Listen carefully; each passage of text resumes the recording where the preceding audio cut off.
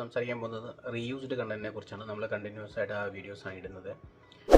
യൂട്യൂബിൻ്റെ 2025 പുതിയ അപ്ഡേറ്റുകൾ ഉണ്ടായിരുന്നു. അതിനകത്ത് മോണിറ്റൈസേഷനെ കുറിച്ചാണ് വീഡിയോ.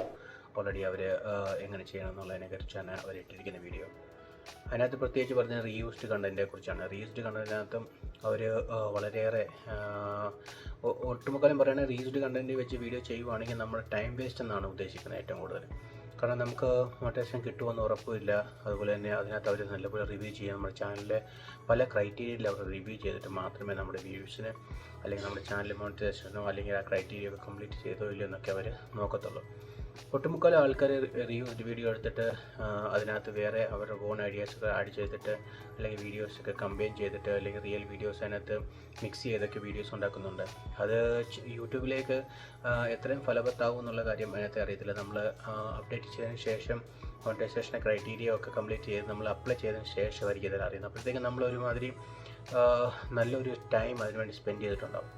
നമുക്ക് എത്ര ഇൻട്രസ്റ്റ് ഉണ്ടോ ആ ഇൻട്രസ്റ്റുകളെല്ലാം അതിനകത്ത് ആ ഒരു ഫുള്ള് എഫേർട്ട് ഇട്ട് നമ്മളതിലേക്ക് ചെയ്ത ശേഷം മാസങ്ങൾ കഴിയുമ്പോൾ വർഷങ്ങൾ കഴിയുമ്പോഴോ അല്ലെങ്കിൽ ഒരു വർഷം കൊണ്ടൊക്കെ ആയിരിക്കും, ചിലപ്പോൾ ഒരു മാസം കൊണ്ടൊക്കെ ആയിരിക്കും, ഒരാഴ്ച കൊണ്ടൊക്കെ ആയിരിക്കും, എന്താണോ അവരുടെ കണ്ടൻറ്റ് ഡിപ്പെൻഡ് അനുസരിച്ചിരിക്കും മോണിറ്റൈസേഷനിലേക്കുള്ള ആ ക്രൈറ്റീരിയ ഫുൾഫിൽ ആകുന്നു. ഒറ്റ ദിവസം കൊണ്ട് തന്നെ ചാനൽ മോണിറ്റൈസേഷൻ ആയ ആൾക്കാരുണ്ട്. നമുക്ക് റൊണാൾഡോ പോലുള്ള ഇത്രയും ലെജൻഡ് ആൾക്കാർ അല്ല അത്രയും എന്താ പറയുന്നത് ഇൻഫ്ലുവൻസറായിട്ടുള്ള ആൾക്കാരുകൾക്ക് വീഡിയോസ് കിട്ടുന്നതായിരുന്നു ഒറ്റ മണിക്കൂർ കൊണ്ട് അല്ലെങ്കിൽ ഒരു ദിവസം കൊണ്ട് മൊത്തത്തിൽ മറിമായം ആക്കുന്ന സ്ഥലം. അതൊന്നും നമുക്ക് പറ്റത്തില്ലാത്തതുകൊണ്ട് നമ്മുടെ സമയവും നമ്മുടെ കണ്ടൻറ്റ്സ് അതൊക്കെ ആൾക്കാർക്ക് ഇഷ്ടപ്പെട്ട് നമ്മളിലേക്ക് ആൾക്കാരെ ആകർഷിക്കത്തക്ക ഒത്തിരി വീഡിയോസ് ഇട്ടാലേ നമുക്ക് അത് പ്രയോജനമാകും. അപ്പം പക്ഷേ അങ്ങനെ ചെയ്തുകൊണ്ടിരിക്കുന്ന സമയത്ത് വ്യൂസ് കിട്ടാത്തപ്പോഴാണ് നമ്മൾ ഈ റീയൂസ്ഡ് കണ്ടന്റിലേക്ക് പോകുന്നത്.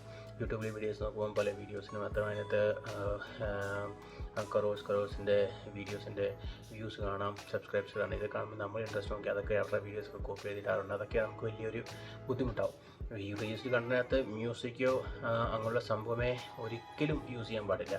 വേറെ എന്തെങ്കിലും വീഡിയോസൊക്കെ എടുത്തെന്ന് പറഞ്ഞാൽ പോലും നമുക്ക് മ്യൂസിക് കിട്ടുകയാണെങ്കിൽ പിന്നെ കൺഫേം ആണ് നമുക്കൊരു കാരണവശാലും അത് കിട്ടത്തില്ല. അപ്പോൾ നിങ്ങൾ ആ രീതിയിൽ കണ്ട് മനസ്സിലാക്കി വേണം അതിനകത്തേക്ക് അപ്രോച്ച് ചെയ്യാൻ വേണ്ടി. അപ്പം ഇതിനകത്ത് ഈവൻ 5-6 പോയിന്റ് നോക്കുന്ന യൂസ്ഡ് കണ്ടതിനകത്ത് റീൽസ് കണ്ടത് 5-6 പോയിന്റ് നോക്കുന്നത് ഈവൻ അതിൻ്റെ ടൈറ്റിൽ നോക്കും, ഡിസ്ക്രിപ്ഷൻ നോക്കും, നിങ്ങളുടെ വീഡിയോസ് നോക്കും, നിങ്ങളുടെ അടുത്ത് കൊടുത്തിരിക്കുന്ന വോയിസ് നോക്കും, മ്യൂസിക് നോക്കും, അതിനകത്ത് അതിനൊക്കെ എന്തെങ്കിലുമൊക്കെ മൊമെൻറ്റ്. അപ്പോൾ നമ്മൾ എഴുതുന്ന കാര്യങ്ങൾ നമുക്ക് അതിനകത്ത് ആഡ് ചെയ്ത് കൊടുക്കുന്നിരിക്കുന്ന സ്റ്റോറികളായാലും അതിൻ്റെ സ്റ്റെപ്പുകളായിരിക്കും, നമ്മൾ ചെയ്യുന്ന മെതേഡ്സുകളായിരിക്കും, അതുപോലെ തന്നെ നമ്മൾ ഉപയോഗിക്കുന്ന കുറേ വീഡിയോസ്, കുറേ ആൾക്കാർ വീഡിയോസ് ഇടുന്ന കണ്ടിട്ടില്ലേ, നമ്മൾ അതിനകത്ത് ഉപയോഗിക്കുന്ന സാധനങ്ങളെ കുറിച്ച്, നമ്മൾ യൂസ് ചെയ്യുന്ന ഇൻസ്ട്രുമെൻറ്റിനെ കുറിച്ച് അതിനെക്കുറിച്ചൊക്കെ ഡീറ്റെയിൽസ് ഇടും. നമ്മളിടുന്ന വീഡിയോസിനെ കുറിച്ച് അതിനെക്കുറിച്ച് സ്റ്റോറി ഇടും, അതിനെക്കുറിച്ച് ഇൻഫർമേഷൻ ഇടും, അല്ലെങ്കിൽ അതിൻ്റെ പോസിറ്റീവ് ആൻഡ് നെഗറ്റീവ് ആയിട്ടുള്ള വ്യൂസ് എന്തൊക്കെയാണോ അതിനകത്ത് നമ്മൾ ആഡ് ചെയ്തിരിക്കുന്നത് അതെല്ലാം യൂട്യൂബ് നോക്കുന്നുള്ളതാണ്.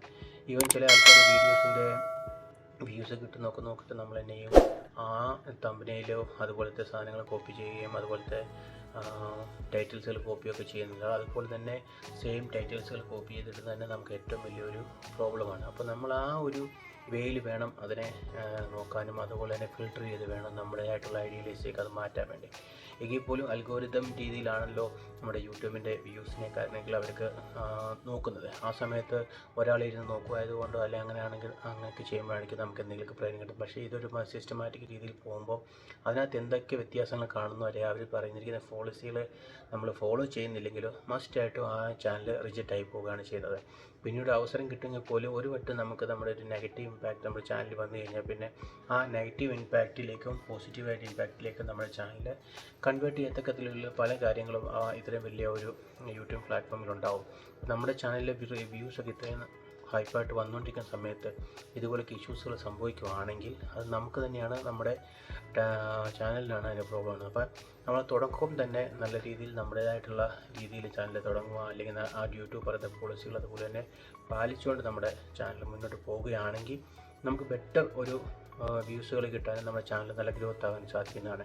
പെട്ടെന്ന് ഒരു ഗ്രോത്ത് ഇതിലേക്ക് ഉദ്ദേശിച്ചുകൊണ്ട് ആരും ടൈം ഇൻവെസ്റ്റ് ചെയ്യേണ്ടതെന്നാണ് എൻ്റെ ഉദ്ദേശം. നമുക്ക് ഇച്ചിരി സമയം എടുക്കും, നമ്മൾ അത്ര വലിയ ഇൻഫ്ലുവൻസർ ആൾക്കാരൊന്നും അല്ല.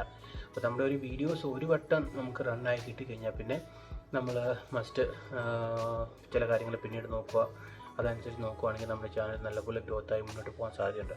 അപ്പം നിങ്ങൾ ശ്രദ്ധിക്കേണ്ട പല കാര്യങ്ങൾ എന്ന് പറഞ്ഞാൽ വീഡിയോസ് ഇടുന്ന സമയത്ത് വീഡിയോസ് ഏത് ടൈപ്പിലുള്ളതാണ് ഇടുന്നത്, വീഡിയോസിൻ്റെ ക്വാളിറ്റി, കാര്യങ്ങൾ കണ്ടൻസുകളും ചെക്ക് ചെയ്യാം, അതിൻ്റെ ടൈറ്റിൽസ് ചെക്ക് ചെയ്യാൻ, ഡിസ്ക്രിപ്ഷൻ ചെക്ക് ചെയ്യാൻ, ടാഗ്സ് ചെക്ക് ചെയ്യും, അതുപോലെ തന്നെ തമ്പനെയിൽ ചെക്ക് ചെയ്യും, അതുപോലെ തന്നെ ഈ വീഡിയോസ് എവിടെയെങ്കിലും കോപ്പി ചെയ്താൽ ചെക്ക് ചെയ്യും, റീയൂസ്ഡ് കണ്ടൻറ്റിനകത്ത് എന്തൊക്കെയാണ് അതിനകത്ത് മാറ്റങ്ങൾ വരുത്തിയിരിക്കും ചെക്ക് ചെയ്യും. ഇതെല്ലാം അതിനകത്ത് ഇൻക്ലൂഡാണ്. അപ്പോൾ നിങ്ങൾ ഈ കാര്യങ്ങളെല്ലാം വളരെ ശ്രദ്ധിച്ച് അതിൻ്റെ പോളിസികളൊക്കെ ഒരു വട്ടം കൂടി റീഡ് ചെയ്ത് മനസ്സിലാക്കിയതിന് ശേഷം മുന്നോട്ട് ചെയ്യാവുന്നതാണ് എൻ്റെ അപേക്ഷ.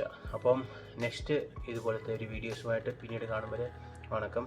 അതുപോലെ തന്നെ നിങ്ങൾ നമ്മുടെ ചാനൽ സബ്സ്ക്രൈബ് ചെയ്തിട്ടില്ലെങ്കിൽ തീർച്ചയായും ചെയ്യുക. മറ്റുള്ളവരിലേക്ക് ഈ വിഷയങ്ങൾ അല്ലെങ്കിൽ ഈ സബ്ജക്റ്റുകളൊക്കെ കിട്ടാൻ വേണ്ടി അവർക്ക് വേണ്ടി ഇത് ഷെയർ ചെയ്ത് കൊടുക്കേണ്ടതാണ്. അപ്പോൾ അടുത്ത വീഡിയോയിൽ കാണും വരെ ബൈ ബൈ, താങ്ക് യു.